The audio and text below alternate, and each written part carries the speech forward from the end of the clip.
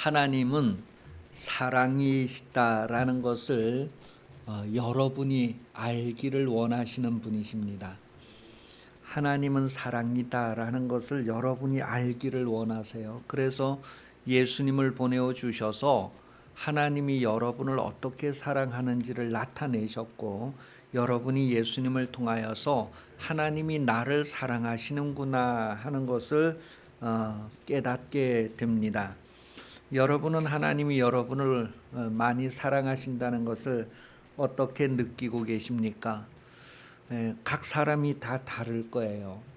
나는 이런 것을 통해서 하나님이 나를 사랑한다는 걸 경험하고 느낄 수 있고, 나는 또 저런 것을 통해서 하나님이 나를 사랑한다는 것을 경험하고 느낀다는 거죠. 하나님은 각 사람에게 맞는 방법으로 사랑한다는 것을 나타내시는 분입니다. 그러니 여러분, 하나님이 나를 사랑하는가에 대한 아주 느낌을 좀 확인하시고, 아주 여러분 자신의 그 감동을 좀 새롭게 하시기를 바랍니다. 하나님이 나를 사랑하신다. 하나님이 나를 사랑하신다. 그것을 좀 여러분이 느끼는 방법에서 그것을 정말 여러분에게 아주 꽉꽉 눌러서 하나님이 나를 사랑하신다는 것을 아주 확신으로 그렇게 만드시기를 바랍니다. 하나님이 나를 사랑한다는 것을 크게 느끼고 감동이 되어야지만 하나님이 당신도 사랑하십니다라는 것을 얘기할 수 있는 여유가 생기게 돼요. 하나님이 나를 사랑하신다는 것에 대한 감각이 없으면 하나님이 당신을 사랑하십니다라고 말하기가 어렵습니다. 그러니 정말 내가 먼저 하나님의 사랑받는다는 것을 느끼고 나서야 다른 사람을 향하여서도 하나님이 당신도 너무 사랑한다는 것, 당신은 아직 모르지만 나는 그걸 안다는 것, 당신은 어디 가면 맛있는 것을 파는지 모르지만 나는 안다는 것, 그래서 그들도 먹고 싶다 그런 마음이 들 수 있도록 여러분이 먼저 하나님의 사랑을 풍족하게 누리고, 그리고 다른 사람들을 향해서도 하나님은 당신을 위해서도 엄청난 사랑을 나타내고 계신다라는 것을 전할 수 있는 그런 삶이 되시기를 바랍니다. 가슴에 손을 대고 하나님은 나를 많이 사랑하신다. 3번 시작. 하나님은 나를 많이 사랑하신다. 하나님은 나를 많이 사랑하신다. 하나님은 나를 많이 사랑하신다. 이런 거 표현을 잘 안 해요. 우리 지방회에서 제가 좀 이렇게 많이 표현하려고 노력하는 것이, 그 이제 카톡을 보내거나 막 이럴 때에도 많이 감사합니다 그런 표현을 써요. 그 앞에다 많이라는 단어를 넣어요. 여러분 누가 인사할 때 고맙습니다, 감사합니다 그러잖아요. 많이 고맙습니다, 많이 감사합니다. 그거 사용하시는 분들이 별로 없어요. 그러나 이제 저는 그걸 자주 이렇게 쓰거든요. 많이 감사하다. 많이. 하나님은 나를 많이 사랑하신다. 하나님은 나를 많이 사랑하신다. 하나님은 나를 많이 사랑하신다는 것이 아주 여러분에게 아주 꽉 눌려져서 확신이 되어서 다른 사람도 사랑하는 것을 이제 볼 수 있고 또 말할 수 있는 그런 여유가 있어서 쓰임받는 생활 되시기를 예수님 이름으로 축복합니다. 사랑은 감정이 아니라 의지라고 말합니다. 데살로니가전서 1장 2절에서 4절에 보면 사랑이라고 하는 것은 의지적인 것이다 라고 하는 것을 말해주고 있어요. 그래서 수고하는 그 의지가 드러난다는 것을 말하고 있습니다. 옛날에는 이제 그 전방에 어머니가 그 가는 거 뭐라 하죠? 위문 간다네? 면회 가잖아요. 옛날에는 부모님들이 전방에 그 아들한테 면회 갈 때 어떻게 해서 갔을 것 같아요? 바리바리 싼다는 거에는 그거는 이제 통닭찜도 있을 것이고 뭐 그 아이가 좋아하는 거를 다 해갖고 막 이렇게 가잖아요, 그죠?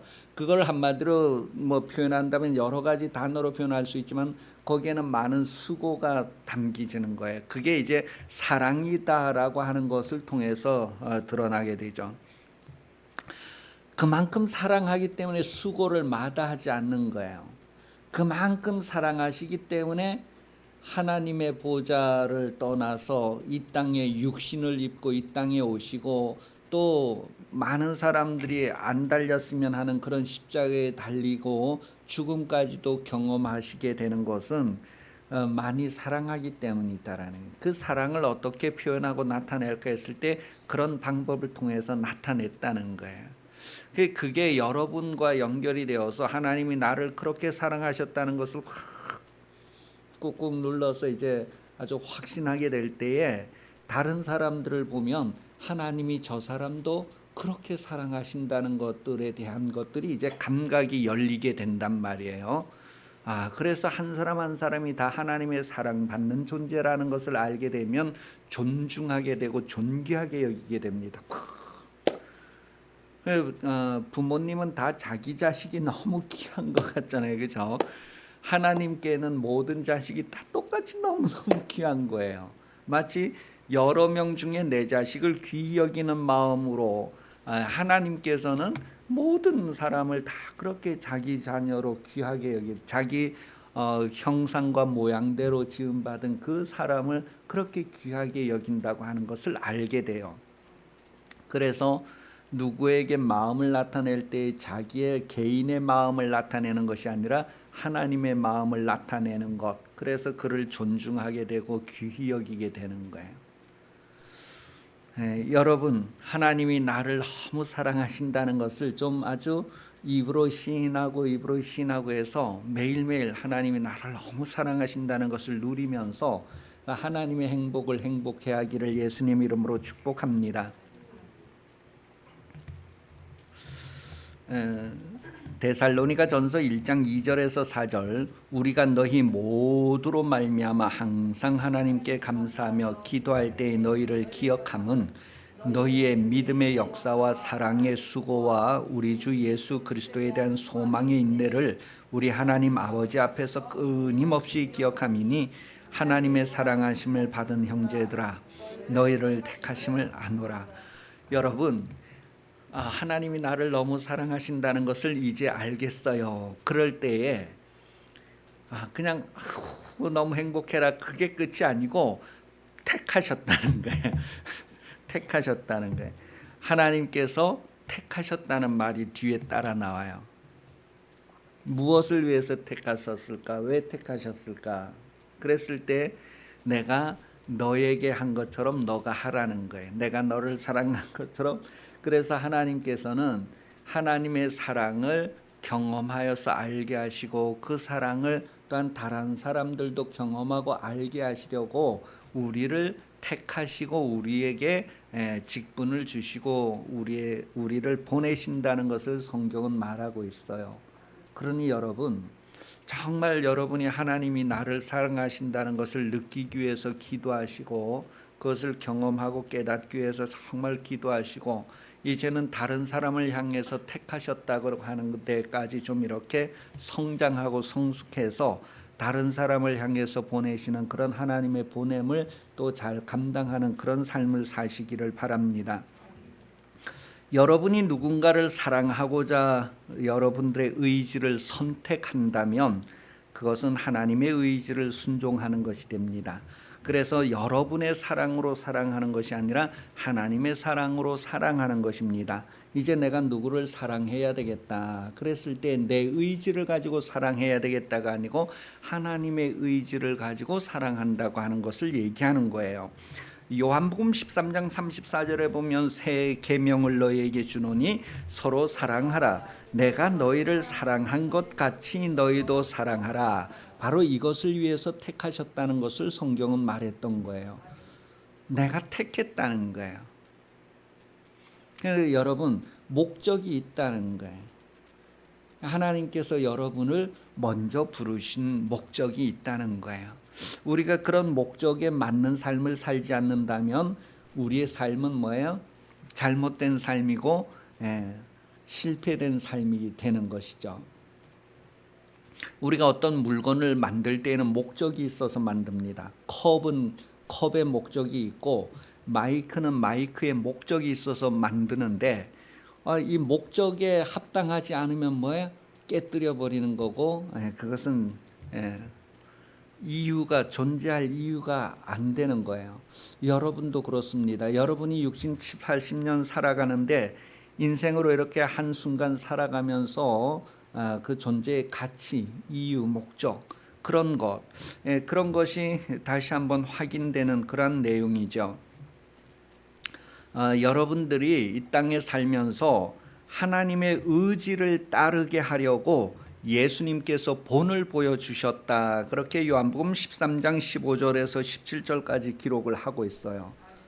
여러분에게 먼저 이렇게 모델을 보여주셨다. 이렇게 하는 것이다. 이렇게 하는 것이다. 이렇게 하는 것이다. 13장 15절에서 17절 내가 너희에게 행한 것 같이 너희도 행하게 하려 하여 본을 보였노라. 내가 진실로 진실로 너희에게 이르노니 종이 주인보다 크지 못하고 보냄을 받은 자가 보낸 자보다 크지 못하나니 너희가 이것을 알고 행하면 복이 있으리라. 이것을 알고 행하면 복이 있다는데 주인과 종의 관계, 보낸 자와 보냄을 받은 자의 관계, 주님과 여러분과의 관계를 알고 행하면 복을 받는다는 거예요. 그러니 여러분, 주인의 의지를 드러내야 하는 관계라는 것을 기억하시기를 바랍니다. 그것이 바로 말씀을 의지하는 그런 관계라는 것을 얘기해요. 말씀을 의지하는 관계. 종과 주인의 관계. 종은 뭐예요? 주인의 말을 그대로, 그 주인의 말에는 주인의 의지가 담겨져 있어요. 그래서 가라고 했을 때 주인의 의지가 담겨져 있고 오라 했을 때 주인의 의지가 담겨져 있어요. 그래서 우리가 가든지 오든지 주인의 의지를 따르는 겁니다. 그래서 하나님의 말씀이라고 하는 것은 하나님의 말씀, 하나님의 의지가 담겨져 있는 거예요. 그 말씀을 우리가 받는다라는 것은 그냥 귀로만 받는 것을 얘기하는 것이 아니고 그 의지가 우리를 통하여서 드러나는 것까지를 얘기하는 거예요. 하나님의 말씀이 여러분을 통하여서 드러나야 되는 거예요. 그래서 예수님께서 가야 할 곳에 제자들을 먼저 앞서 보낸다. 그런 표현을 성경은 하는 거예요. 예수님의 의지를 드러내는 거예요. 누가복음 5장 1절에서 6절에 보면 처음에 그 제자들을 부르실 때 그 그물을 배의 오른편에 내려라. 그렇게 해서 고기를 많이 잡는 내용 나오잖아요. 그게 바로 주님의 그 말씀을 따르는 것, 주님의 의지를 따르는 것에 대한 말을 하는 거예요. 내 의지를 가지고 밤새 수고하고 노력해도 내 의지에는 결과가 없었는데 주님의 의지를 따르니까 결과가 있었다는 것을 말해주고 있어요. 요한복음 21장 1절에서 6절까지도 그걸 다시 한번 확인을 할 수 있어요. 제자들이 이제 다시 갈릴리로 돌아가서 밤이 맞도록 그물을 내렸어요. 오른쪽으로 내렸을까요? 안 내렸을까요? 내렸을 것 같아. 저 같으면 예전에 뭐 오른쪽 왼쪽에서 그 때문에 예수님 오른쪽에 내리라고 해서 내렸더니 해봤을까 안 해봤을까요? 해봤을 것 같아. 그 모든 방법을 동원해도 결국은 자기 의지로 그물을 내리는 것과 그물을 배 오른편에 내려라는 주님의 말씀, 주님의 의지를 따라서 내리는 것하고는 차이가 다르다는 거예요. 그런 것들을 통해서 여러분, 하나님은 말씀하시는 분인데 여러분은 그 말씀하시는 대로 가라 하면 가고 오라 하면 오고 이것을 하라 하면 이것을 하고 저것을 하라 하면 저것을 하는, 그래서 하나님과 여러분들과의 관계가 바로 이 말씀에 의해서 이루어지는 관계인데 여러분은 하나님의 의지를 그대로 드러내는 삶을 살 수 있기를 예수님 이름으로 축복합니다. 곧 여러분의 의지를 드러내지 말고 하나님의 의지를 드러내는 거예요. 의지를 하나님께 드리는 거죠. 여러분의 의지가 아니라 하나님의 의지를 나타내면서 여러분의 의지를 하나님께 드리는 거예요. 그것을 누가복음 7장 8절에서 표현을 하고 있어요. 누가복음 7장 8절 말씀에 보면 나도 남의 수하에 든 사람이요 내 아래도 병사가 있으니 이더러 가라 하면 가고 저더러 오라 하면 오고 내 정더러 이것을 하라 하면 하나이다. 그때 그 나도 남의 수하에 든 사람이다 그런 표현을 하잖아요. 그 들었다, 그 든 사람, 어디에 들어갔다 그런 그 의미가 무엇이냐면 지명하였다, 임명하였다, 지정하였다 그런 뜻이에요. 그러니 하나님이 정하셨다, 하나님이 지정하셨다, 하나님이 임명하셨다 그런 의미란 말이에요. 그러니 여러분이 어느 회사에 들어갔다고 했을 때 여러분이 막 머리가 좋아갖고 그 회사에 합격했다는 것은 세상 사람들이 정리하는 내용이고, 성경을 잘 보니까 하나님께서 그 사람에게 나를 들어가게 하셨구나 하는 것을 얘기합니다.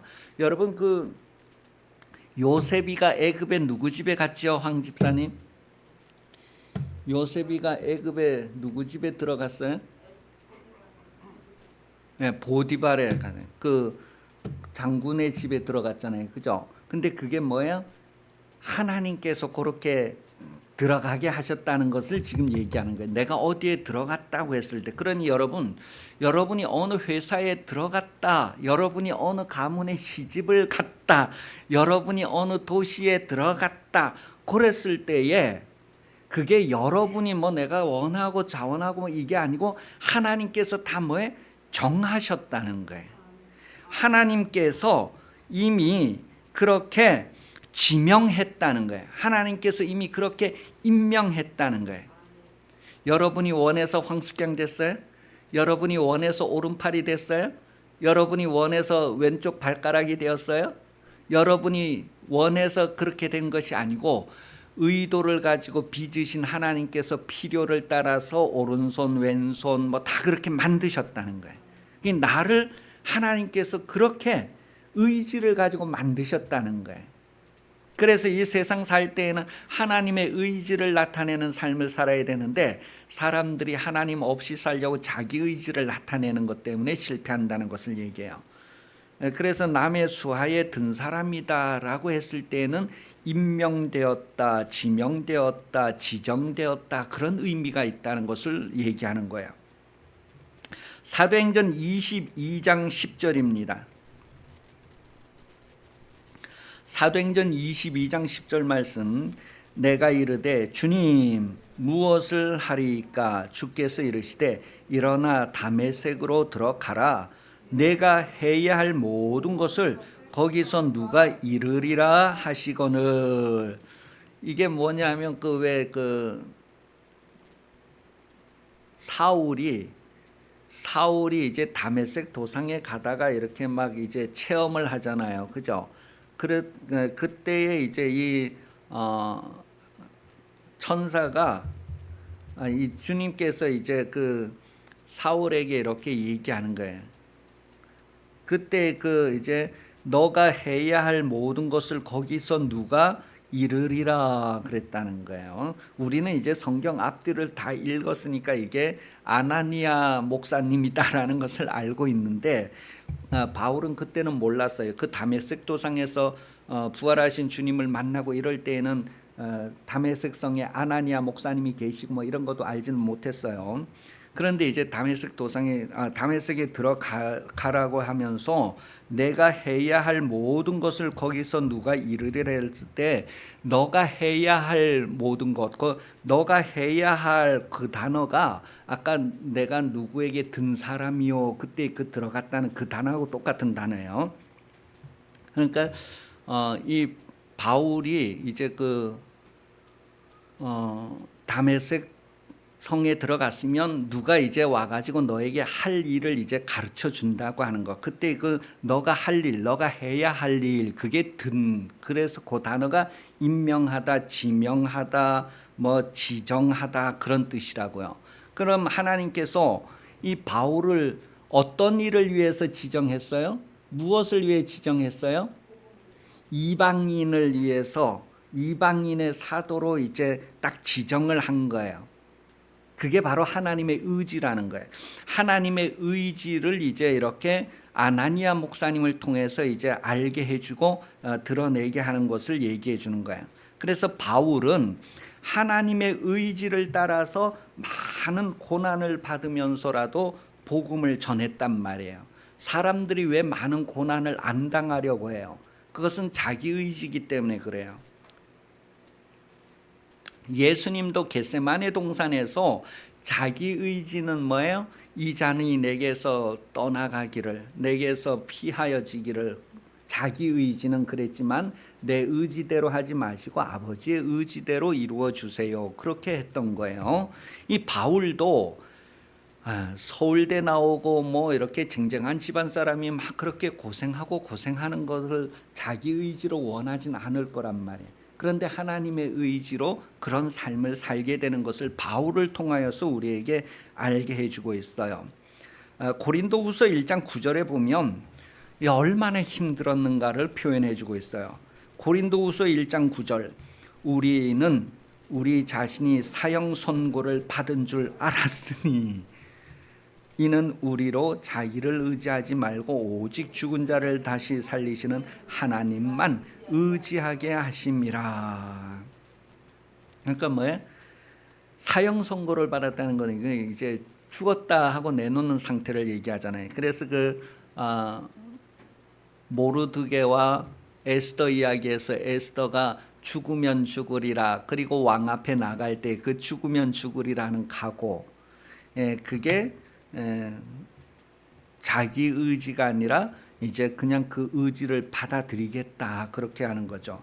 그 다음에 이제 이스라엘 백성들이 애굽에서 광야로 나간다는 것은 죽음으로 나간다는 것을 얘기하는 거예요. 그것도 3일 동안 광야로 들어가는 것. 그래서 그냥 죽으면 죽겠다는 마음, 우리가 하나님을 예배하기 위해서 죽으면 죽겠다고 하는 그런 마음으로 광야에 나가는 상태를 얘기해요. 그들이 그 홍해를 들어가잖아요. 홍해 바다로 들어가는 거, 죽으면 죽겠다고 하는 것으로 들어가는 거예요. 그들이 요단강을 들어가잖아요. 죽으면 죽겠다고 하는 상태로 들어가는 것을 얘기합니다. 그것은 자기의 의지가 아니고 자기를 택하시고 구별하시고 보내시는 의지를 받아들이는 거다라는 것을 말해요. 오늘 성도들이 이 세상에 사는 것은 자기 의지로 사는 것이 아니라 우리를 택하시고 이 세상에 보내신 그 하나님의 의지를 받아들이는 삶을 사는 것이다라는 것을 말해주고 있어요. 그런데 그 삶은 편안한 삶이 아니래요. 다시 한번 고린도후서 11장 23절에서 27절을 보면 그 삶이 어떤 삶인가를 우리에게 확인을 해주고 있어요. 그래서 인생은 70년, 80년이 수고와 슬픔뿐이다라고 하는 의미를 다시 확인할 수 있어요. 고린도후서 11장 23절, 27절 같이 읽어봐요. 그들이 그리스도의 일꾼이냐 정신없는 말을 하거니와 나는 더욱 그러하도다. 내가 수고를 넘치도록 하고 옥에 갇히기도 더 많이 하고 매도 수없이 맞고 여러 번 죽을 뻔하였으니 유대인들에게 40에서 하나 감한매를 5번 맞았으며 3번 태장으로 맞고 1번 돌로 맞고 3번 파선하고 일주야를 깊은 바다에서 지냈으며 여러 번 여행하면서 강의 위험과 강도의 위험과 동족의 위험과 이방인의 위험과 시내의 위험과 광야의 위험과 바다의 위험과 거짓 형제 중에 위협을 당하고 또 수고하고 애쓰며 여러 번 자지 못하고 줄이며 목마르며 여러 번 굶고 춥고 헐벗었노라. 여러 번 춥고 여러 번 굶고 여러 번 헐벗고 그런 의미예요. 여러분, 이 바울이요 자기 의지로 이와 같은 삶을 산 게 아니라는 거예요. 자기를 택하시고 보내시는 분의 의지를 받아들여서 이런 삶을 살았다는 것을 말하는 거예요. 여러분, 시편 90편 10절에서 인생은 70년 80년인데 그 연수구의 자랑이 수고와 슬픔뿐이다라고 했을 때 여러분, 무엇을 위해서 수고하는가? 무엇을 위해서 슬퍼하는가? 그랬을 때 자기의 의지로 수고하고 슬퍼할 일이 아니라는 거예요. 하나님의 보내심을 이루기 위하여서 수고하는, 그러면서 슬픔도 경험하게 되는 그런 삶이 바로 우리의 삶이 되어야 한다는 것을 알게 해줍니다. 그러니 여러분, 하나님께서 여러분을 택하시고 여러분을 보내신다고 하는 것을 좀 새롭게 확인할 수 있기를 바랍니다. 바울이 그런 삶을 살 수 있었던 것은 성령을 받아서 가능했다라고 말합니다. 그래서 성령의 능력과 나타남이다라고 성경은 말하고 있어요. 먼저 사도행전 9장 15절에서 17절까지 한번 확인합니다. 주께서 이르시되 가라, 이 사람은 내 이름을 이방인과 임금들과 이스라엘 자손들에게 전하기 위하여 택한 나의 그릇이라. 그가 내 이름을 위하여 얼마나 고난을 받아야 할 것을 내가 그에게 보이리라 하시니, 아나니아가 떠나 그 집에 들어가서 그에게 안수하여 이르되, 형제 사울아, 주 곧 내가 오는 길에 나타나셨 예수께서 나를 보내어 너로 다시 보게 하고 성령으로 충만하게 하신다 하니. 그래서 아나니아 목사님이 이제 안수 기도하면서 성령의 충만함을 바울이 받게 되었어요. 그리고 나서 이제 그 바울의 삶을 표현할 때 고린도전서 2장 4절에 보면, 고린도전서 2장 4절 바울이 말하는 거예요. 내 말과 내 전도함이 설득력 있는 지혜의 말로 하지 아니하고 다만 성령의 나타나심과 능력으로 했다, 그렇게 표현을 하고 있어요. 그러니까 바울의 막 여러 번 막 죽을 뻔하고 막 위험에 처하고 막 그런 삶이 다 성령의 능력과 나타남으로 그런 삶을 살아왔다는 것을 쭉 얘기해 주는 거죠. 하나님은 이와 같이 하나님의 의지를 따라서 육신의 삶을 살았던 사람들에게 보상을 하시는 분이다라는 것을 성경은 말해요. 자기 의지로 살았으면 자기가 보상이 되겠지만 하나님의 의지를 따랐기 때문에 하나님께서 보상을 하신다는 거예요. 사도행전 20장 35절, 사도행전 20장 35절, 범사에 여러분에게 모본을 보여준 바와 같이 수고하여 약한 사람들을 돕고 또 주 예수께서 친히 말씀하신 바 주는 것이 받는 것보다 복이 있다 하심을 기억하여야 할지니라. 주는 것, 이 주는 삶을 사는 게 바울의 의지가 아니고 하나님의 의지였다는 것을 얘기해요. 그것을 성령의 능력과 나타남으로 그 삶을 살았다는 것을 얘기합니다. 이렇게 주는 것이 복이 있다라고 했을 때, 하나님의 의지를 나타내는 것이 복이 있다 그랬을 때에 하나님께서 나에게 맡기신 것, 하나님의 뜻을 따라 주는 것, 하나님과 함께 하는 것이다 라는 것을 말해요. 그래서 다시 말하면 바울이 하나님의 의지를 받아가지고 하나님의 의지를 가지고 가는 삶을 살잖아요. 아이에게 슈퍼마켓에 가서 라면 한 박스 외상으로 달라 그래라. 그럼 이 아이가 이제 그 엄마의 의지를 가지고 가서 엄마의 의지를 그대로 나타내. 아줌마, 우리 엄마가 라면 한 박스 외상으로 달래요. 그렇게 엄마의 의지를 나타내요. 그와 같이 바울이 그렇게 했다는, 그게 복이 있다는 것을 얘기합니다. 다시 말하면 여러분을 통하여서 하나님이 하나님의 의지를 나타낸다는 것은 하나님이 여러분과 함께 한다는 거예요. 그게 복이라는 것을 말합니다. 그래서 주는 것이 받는 것보다 복이 있다라고 했을 때에 자기를 위하는 삶이 아니라 남을 위하는 삶을 얘기하는 거예요. 사랑을 받는 것이 아니라 사랑을 주는 것을 얘기해. 하나님께서 뭔가를 요구하시는 것이 아니라 하나님께서 그것을 통해서 그에게 주고자 하시기 때문에 그렇게 형식을 만드시는 거야. 성경은 고린도전서 10장 24절에서 사랑은 자기의 유익을 구하지 않는다, 그렇게 표현을 했어요. 사랑은 자기의 유익을 구하지 않는다. 고린도전서 13장 5절에요. 고린도전서 13장 5절에 사랑은 자기의 유익을 구하지 않는다 그랬고, 고린도전서 10장 24절에는 누구든지 자기의 유익을 구하지 말고 남의 유익을 구하라 그랬어요. 누구든지 했을 때 사람은 다 자기를 위해서 존재하는 것이 아니라 다 다른 사람을 위해서 존재하도록 하나님이 지으셨다는 것을 말합니다. 신기하잖아요. 여러분, 하나님께서 여러분을 지으실 때 여러분 자신을 위해서 지으신 것이 아니라 다른 사람을 위해서 여러분을 지으셨대요. 그래서 여러분이 누군가를 만나고 누군가를 위해서 서비스할 때에 하나님의 뜻이 완성되어지는 겁니다.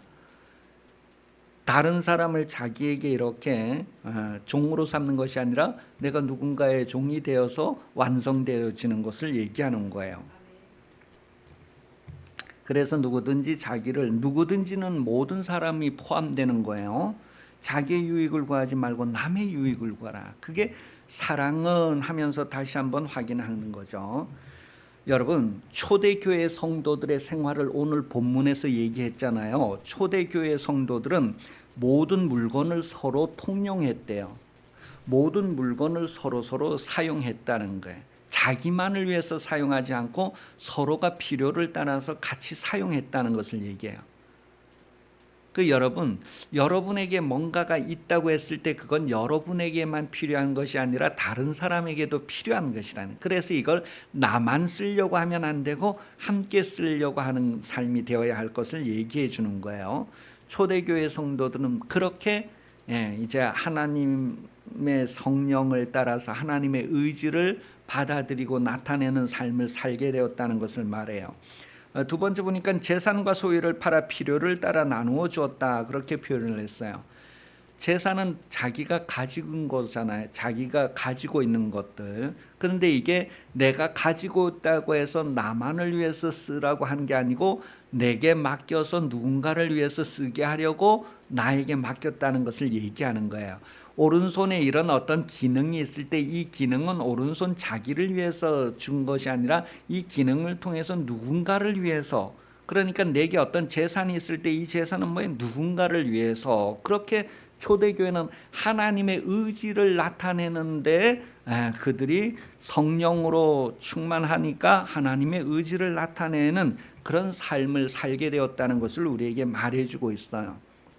다시 말하면 성령 충만하면 다 해결이 되는 거예요. 성령 충만하면 하나님의 의지를 나타내는 삶을 살 수 있는 거예요, 구체적으로.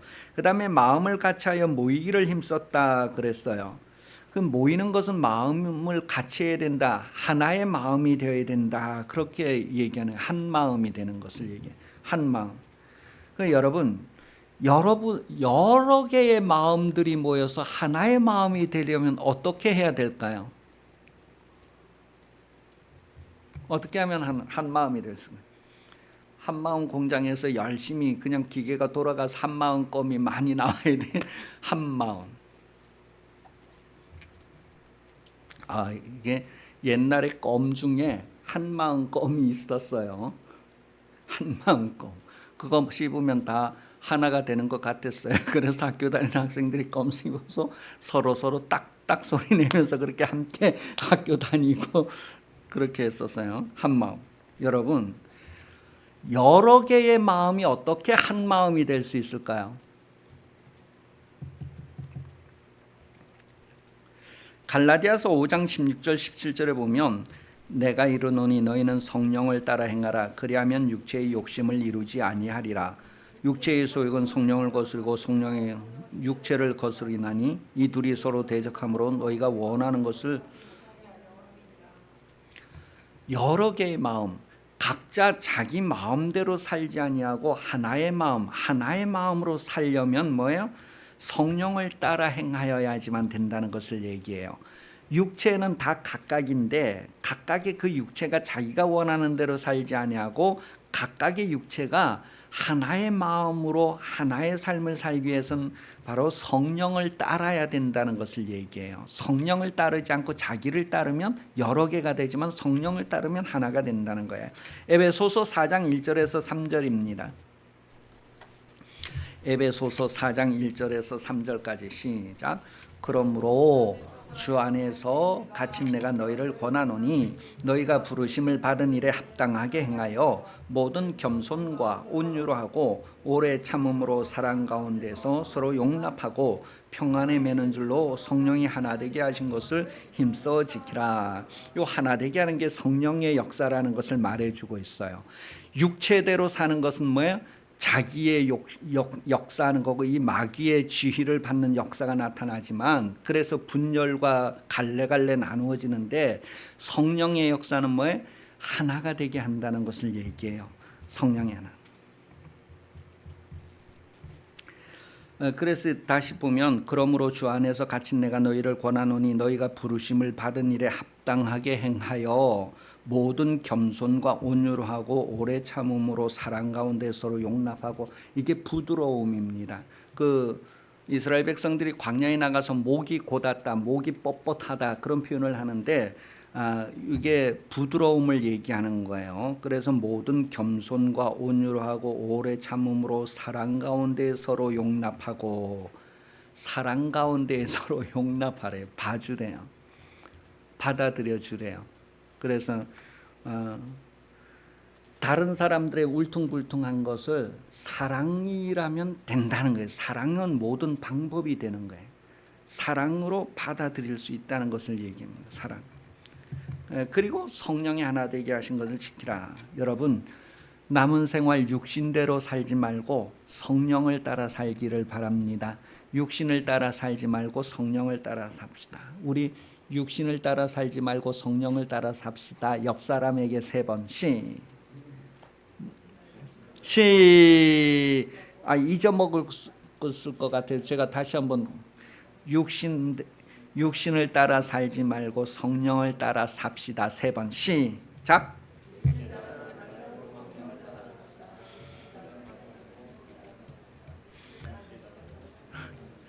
자기는 그렇게 살 생각도 않으면서 남 보고 그렇게 살라고 하면 되겠어요? 그래서 우리가 성령으로 예배하며 칭송받는 교회가 된다는 것을 오늘 마지막에 얘기해요. 오늘 본문에서 오늘 본문 마지막에 성령으로 예배하면 칭송받는 교회가 된다는 거예요. 성령으로. 그래서 우리가 육신대로 살지 않고 성령으로 사는 삶을 살 때에 정말 하나님이 받으시는 예배 또 그 예배로 인하여 많은 사람들이 칭송을 하게 된다고 하는 것, 그것을 오늘 본문 성경에서 말해주고 있어요. 그러니 여러분 우짜등동 성령 충만을 기도하시고 성령으로 봉사하라, 성령으로 사역하라, 성령으로 하나님의 의지를 나타내리라, 그런 기도하고 그런 삶을 사시기를 바랍니다. 70년 80년 아니 시집가면서 죽을 때까지 막 고생하는 그거 성령으로 사역하리라, 성령의 보내심을 이루는 삶, 그게 가능하다는 거예요. 바울은 그런 삶을 살았다는 것을 우리에게 말해줍니다. 여러분도 성령의 능력과 나타남으로 보내심을 이루기를 바랍니다. 요셉이 보디발의 가정에 가서 애굽 왕에게 가서 성령의 능력과 나타냄을 가졌다는 거예요. 그가 육신대로 행하였더라면 형들을 원망하고 불평하고 원수철천지로 여겼을 겁니다. 그런데 하나님이 이때를 위해서 나를 먼저 보냈습니다. 걱정하지 마세요. 하나님께서 우리를 구원하려고 이런 계획이 있었습니다. 그렇게 하나님의 보내심을 나타내는 삶을 살았다. 여러분이 어느 집안의 며느리로 들어갔든지 어느 회사에 여러분이 들어갔든지 하나님의 보내심이다.